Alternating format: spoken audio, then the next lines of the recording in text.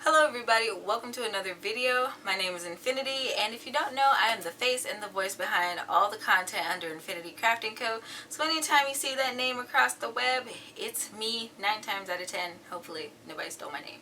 So anyway, today I bring you the 9th day of Vlogust. Where'd this week go? Wow. Today I will be answering a community question from EJ's daughter. She asked me, how do I stay consistent on YouTube? So this is a really common question, and this is something I'm really happy to expound upon. Community engagement for the win. Okay, so this is something I'm so excited to expound upon because I realize that this is a struggle for people who not only do YouTube but just social media in general. And I think that, YouTubers don't talk about it enough when people are out there, their audiences, potential aspiring YouTubers, they see them and they're uploading like 4, 5, 6, 7 times a week and they don't seem to miss a wink. And people go into it trying to do that and they get burnt out really easy and discouraged and they just stop. So today I am here to hopefully alleviate some of that frustration. So my first thing with staying consistent on here is knowing your content. So what I mean by that is YouTube is like the second largest search engine in existence right now. And every niche has a sub niche, and you can find videos on pretty much anything and everything you can imagine. And within those different niches, people have their specific categories that they stick to when it comes to uploading, the people who do upload every day. And specifically within the crafting community, there are people who do podcasts and vlogs, and people who do tutorials, and people who do product reviews, people who do lives. There's just so many different things that you can do within the category of crafting, knit, crochet, things like that. So what you want to do first and foremost is know what it is you want to concentrate on. Me personally, from the beginning, I knew I wanted to do tutorials. I was in school for teaching. I still am.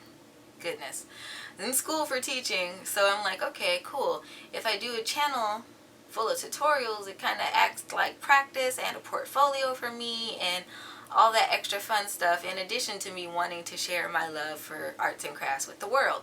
So that all mixed together wonderfully, and from day one I knew that that was going to be the thing that I do consistently. So that's one thing you want to know, because whatever it is that you set your heart on to start doing within your niche, you want to essentially be in love with it.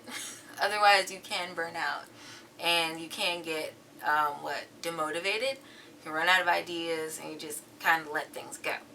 So people who do tutorials, they know they want to teach things. They kind of have a set framework on how they go about recording and how they want to upload and things like that. And so that would lead me to my second point, is once you figure out what your niche and your specification, your specialty in that niche is, then you want to make sure that you are organizing things. So this comes into planning. So if you want to be a tutorial YouTuber, okay, you want to teach things within, say, the crochet community. Cool. Then you want to figure out what tutorials do you want to do. Are you going to be a stitch maker? Are you going to be a project maker? Are you going to be a tips and hacks type person?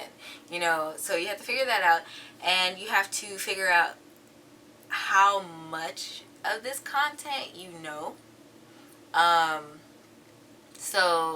well, not necessarily that but how many ideas can you generate off this specific set of categories that you're trying to become consistent on. So say, okay, you want to do stitch tutorials as a crochet YouTuber, and you want to upload maybe once a week. Okay, for starters.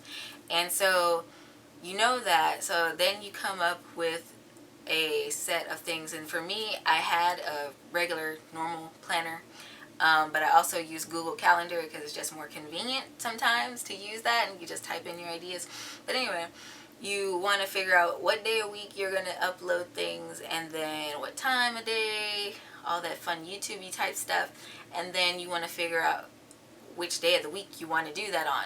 So when I started, I was uploading on Wednesdays primarily because that was my free block. I was observing in schools, so I was like, that was my short day, and I would take that afternoon once I got home to record something, edit it, and have it up by 7 o'clock at night, maybe at midnight or something like that, so that content would be out there. So, and as time went along, of course, as my schedule changed, I then changed my upload schedule to where I was either uploading on Wednesday or Sunday. Then I suddenly stuck to Sunday, and I added a Saturday on for Artsy Saturdays, which I almost forgot about. But anyway, I did that, so I was then uploading twice a week, and I knew that one day was art, the other day was crochet. So the crochet tutorials take longer to record, so those I would definitely do ahead of time, but a lot of times the Artsy Saturday videos I could do the day of, most of the time. So that was an easy thing. My third tip for staying consistent would be to take breaks. And I know this sounds weird, but take breaks. So of course I take off on the holidays. I don't typically upload or really work over holidays. If I have something to come up, like during Christmas or Thanksgiving or something, it was pre-uploaded, which will be my next point. But I also take a really big break during the main part of the year in June. So June 1st, this camera is not getting turned on.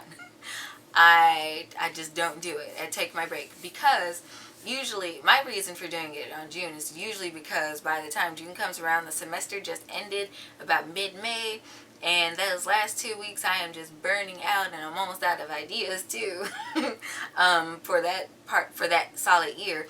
So I'm just like, you know what, forget this. June, I'm taking the whole month off. No ifs, ands, or buts about it. So I did that in 2019, and then I took an extra long one this year. You guys might know. It's a weird hiatus this year, but anyway, took a longer one. And typically during hiatus, what I do is I plan. So within that first week of hiatus, usually I might have an idea in my Google Calendar for maybe the first or second week after hiatus. But during that first week, I am just chilling, resting my hands, and I am planning out in the future, what do I want to upload for the rest of the year. And so once I figure all that stuff out, then I take the next 3 weeks to upload. Specifically, June 2019 was way more productive than this year. I think I recorded and edited over 30 tutorials / videos for my channel that month, and I was good till November of last year. So that was awesome because that gave me more time to add things into the channel. As you guys know, I added in knitting tutorials last year, and then this year I added in Tunisian crochet. So like during all that downtime I had from that planning and recording from hiatus, I was able to implement that and figure out when I wanted to start doing what, and it gave me time to prepare and then start recording that stuff, and then have that stuff scheduled for release, so then I can go back and catch up on my crochet stuff. So that comes in tandem too with being organized, like I said, knowing what you want to upload and when, so you don't overload yourself, because there's nothing like being burnt out when you're trying to upload any type of content, not just videos, but videos specifically. So my the fourth thing that helps me stay consistent, it's gonna sound weird, but you're gonna want to schedule your videos. So when you are on your computer or your phone or laptop and you're uploading videos and you get to the part where it says visibility, you have the option to schedule videos for future dates, and that feature is my best friend on YouTube as well as my other social media where I post regularly. So the reason that is, like I said, last summer I did 30 plus videos for my channel, and I was able to upload them and schedule them in a way that they would release over time. which not only gave me more downtime in the long run, but it also gave me more time to record more content for after that first batch ran out. So then I was always ahead of myself. And so every week on Sunday, at whenever I got up on Sunday, I wasn't stressed out and I just have to record right now. I took some leisurely Sundays last year, and that was great. And so, you know, that tool is going to be your best friend.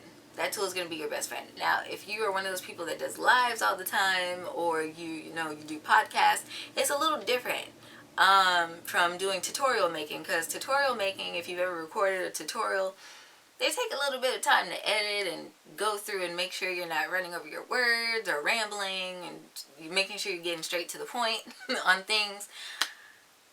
Vlogs and podcasts are some of the easiest things in my experience to edit, because they don't take long.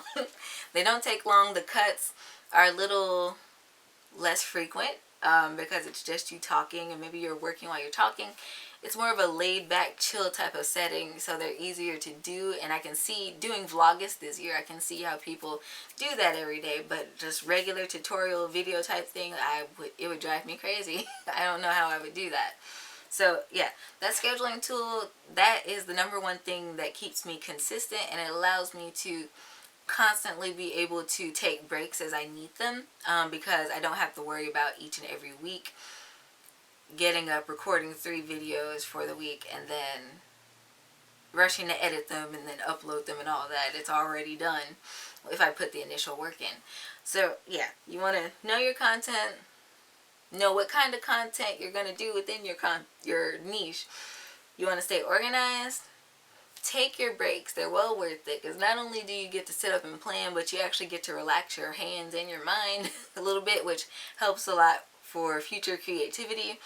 And then that schedule button. That schedule button is the most important tool in the world to me, aside from my hands, because like I said, it allows you so much more, not plasticity, it allows you so much more, I guess, freedom to, like I said, sit back. You can take leisure days, you can take time to record for more future after that content runs out, and in general just keeps you on a set schedule. So you guys know that, like, my videos typically release at 9:30 on the days that I record.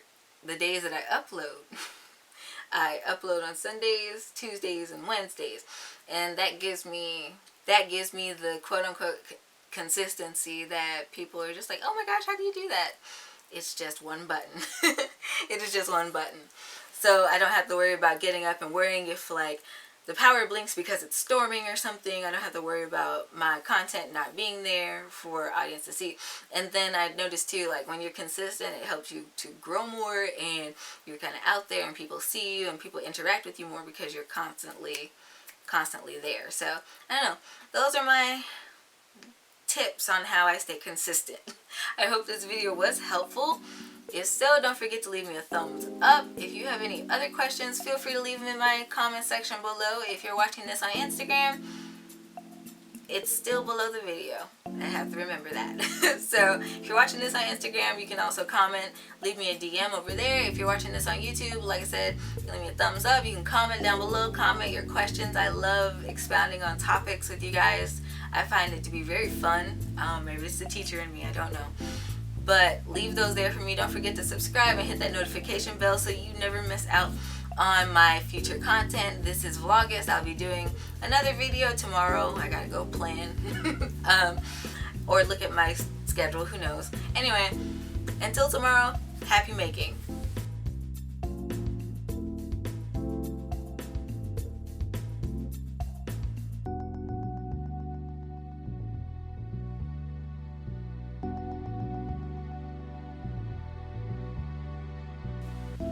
You know what, I did the math and I realized that by the end of August I'm gonna have 70 channel chats. So I had a lot of extra quote-unquote content for this month. Channel chats, I think I had an unboxing or something along those lines that I was gonna upload this month, but because I'm doing Vlogust, I'm gonna push them on over until September, so I have more time to edit those. And And can I just say I am super excited because yesterday my shirt came. If you guys don't know, I have a merch shop over on Teespring, and I've been doing these shirts for a minute, and I had this happy making shirt forever, and I was finally able to order another one because, like I said, I got foundation on my white one. One day, the one time in my life I decided to wear foundation, I got it on my white shirt, so that's why I don't wear it as often. And I have another shirt in my collection, and I'm looking forward to collecting more of my merch. If you are looking for my merch shop, it is linked in my description below on YouTube, or you can find it under the iWhitley.card.co on my Instagram profile in the bio.